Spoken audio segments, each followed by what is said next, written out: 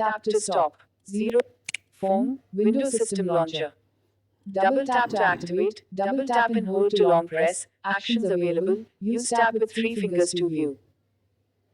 Hello दोस्तों, मैं हूं देवेंद्र कुमार और आप देख रहे हैं क्रेजी पागल।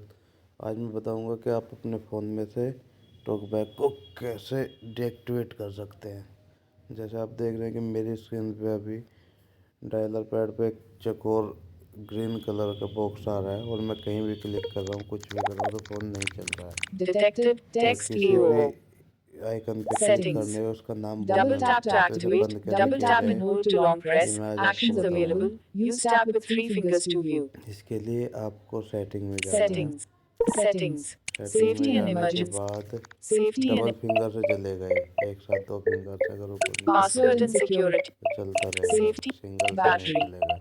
Double tap to इसके लिए हमें activate. जाना है सिस्टम System सेटिंग settings. में। Double system tap to setting को activate. डबल टैप करो। System settings. उसके बाद Navigate जाना up है button out of accessibility accessibility. को डबल क्लिक करो। Accessibility.